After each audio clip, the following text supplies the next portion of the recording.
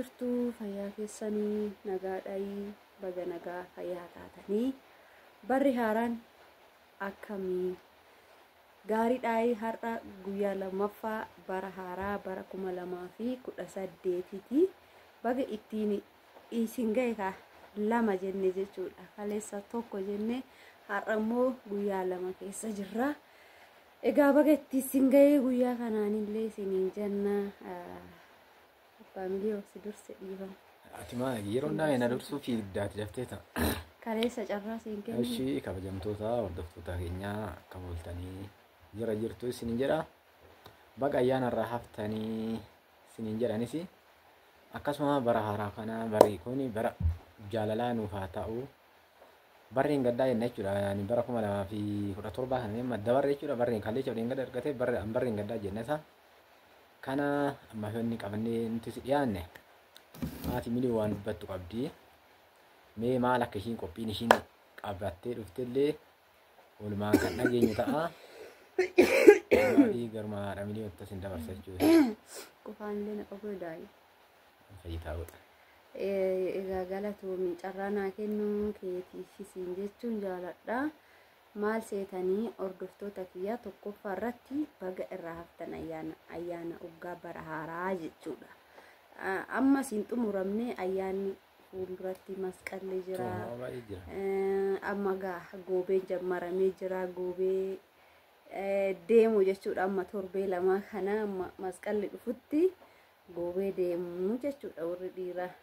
Keenya shinooyyen kaleessa darbite hidhattaase keenya amma torbee lama kana fakkaataa anillee deemin tureeyyuu deemteerta harree guyyaa adeecha deemin tureeyyuu har'as immoo akkuma beekamu guyyaa lama warri kiristaana ortodoksii taatan hin beektu guyyaa lama abbaan keenya qulqulluu Cuuphaa Yohaannis naggaasa jechuudha bara haaraa kanarra jechuudha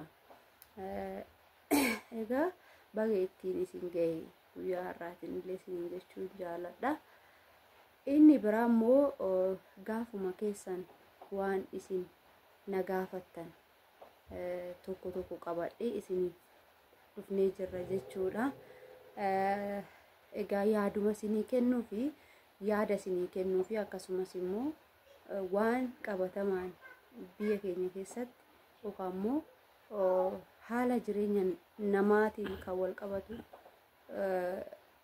isiniif qooduuf jechuudha waan arginerraa eega gaafii nu gaafattanii gaafiin keessan deebii argachuu qaba waan ta'eef jechuudha. Anis obboleettiin koo tokko maallaan jetti seetanii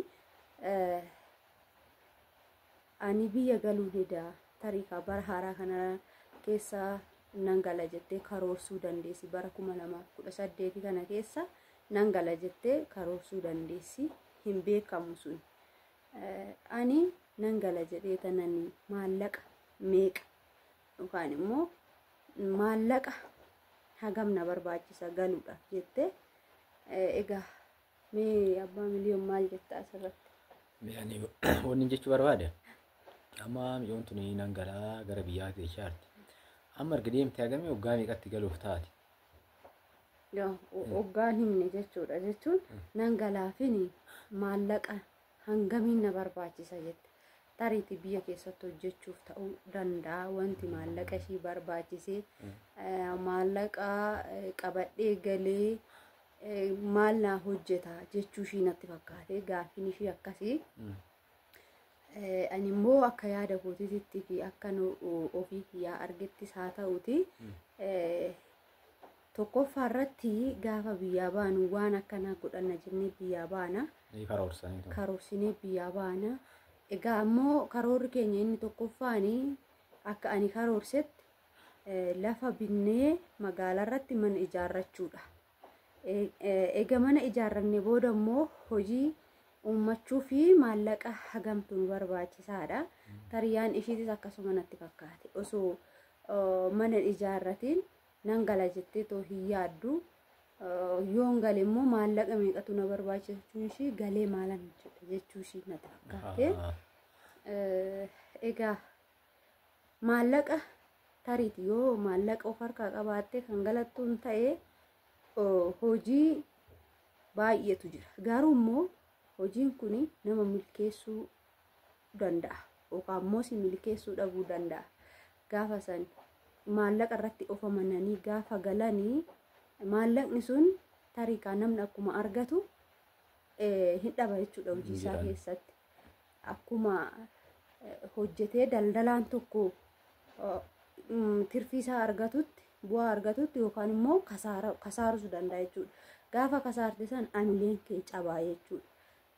Kanaafuu immoo wanti ati of amansiistee galuu qabdu akka yaada kootiitti fayyaa kee qofa irratti xiyyeeffatte maallaqa haga harkaa qabduun mana qabaatte taanaan maallaqa haga harkaa qabduun yoo galte waannaan sammuu kee fayyaa galuudha malee maallaqni nama hin barbaachisu jechuudha. Yoo kana jechuun koo maallaqni guutumaan guututti isin hin barbaachisu jechuu kooti miti. Maallaqni akkuma isin barbaachisutti ta'e maallaqni sun hin dhuma. Gaafa isin ittiin hojjettanis ta'e yoo ittiin hojjechuus baattanis ta'e yoo ittiin hojjettani guyyaa tokko argattan guyyaa tokko dhabuu dandeessu. Tariitii immoo hundumaayyuu dhabuu dandeessu. Sun immoo gaafa san sammuu keessan irratti miidhaa fiduu danda'a. Kanaafuu akka sammuu keessanii hin jeeqamnee fi maal karoorsuu qabdu sammuu kee fayyaadhaan qofa akka galtu erga biyyatti waan naa ta'a boru yoo rakkadhes anaaf wabii waan naa ta'u nan qaba yoo jette ofitti amante sammuu kee guutuu fayyaa kee guutuudhaan gaafa galte maallaqni amma sundaa miti jechuudha. Waan inni guddaa fayyaa qabaachuudha. Amma haalli qilleensaa yoo biyya namaa turree gara biyya keenyaa deebinu haalli qilleensaa nu ta'uu dhabuu danda'a. Dhukkubsachuu dandeenya. Maallaqni achi fidannee dhufne sun immoo nu yaaluu dhabuu danda'a jechuudha. Ammaan fe'ellee baay'ee haa ta'u. Tarii dhibamuu hin danda'a, dhukkubsachuu hin danda'allee jedhanii haala sadii yaadu maallaqa qofa qabatanii galuu osoo hin taane fayyaa ofiitillee qabatanii galuu barbaachisaadhaan jedha. Bareedette garuu maali anuu kana naasoo maashina jala haasofte asumtu sirriidha. Amma namni kun erga nan gaaladhe dursaanii ilma namaatiif jechuudha utubaani mana jireenyaa jechuudha. Mana jireenyaa erga ijaarrattee amma mana jireenyaa kanatti qarshii hagamii tananiin galaa kan jettuu ta'e waa'ee qarshiin hin barbaachisa. Maaliif namni immoo mana ijaarratee waa baay'eedha mana keessattuu kan nama rakkisu. Yoo qarshii kana qabaatte qarshii kun hanga ta'e hanga fakkeenyaaf namni achi gale yookaan deebiitoo yookaan lafa qonnaa qabaachuu danda'u yookaan kan hin qabne ta'uu danda'a.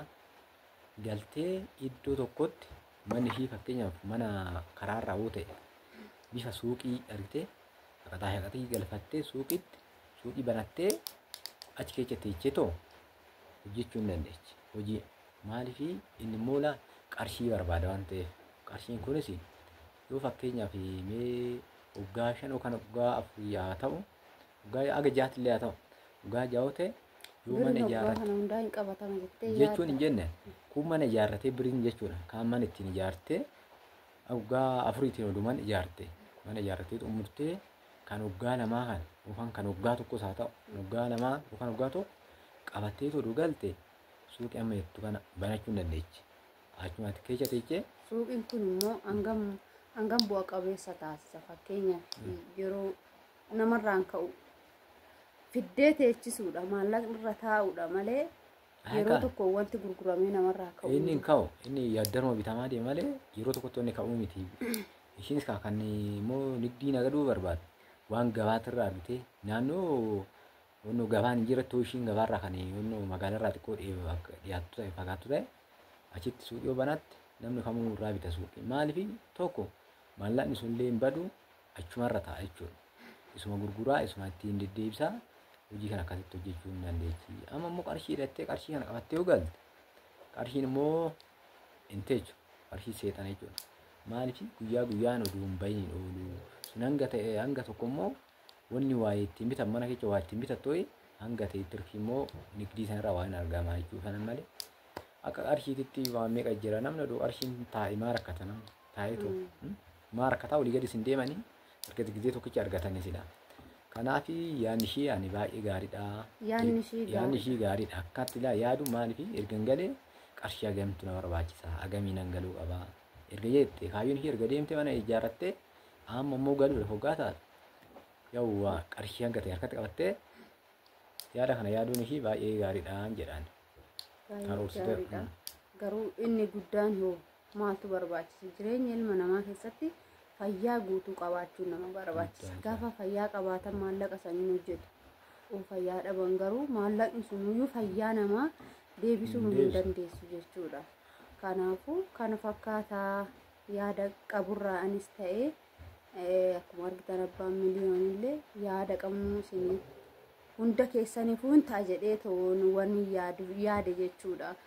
Isinii galee ishiidhaaf deebisee osoo inni illee gaariidha. Namoonni hedduun maallaqa hagamitti qabadhee galaa maallaqa haganaa malee akkamittan galaa maalan hojjedha maallaqa kanaan jedhanii ijoollee baay'ee sammuu isaanii cinqaa jiru waan ta'eef namoota hundaaf warra na daawwatan hundaafuu deebii ta'a. Warri sammuu keessatti gaaffii ta'e garuu gaafachuu dadhabdan deebii isinii ta'a jedhee tanan jechuudha.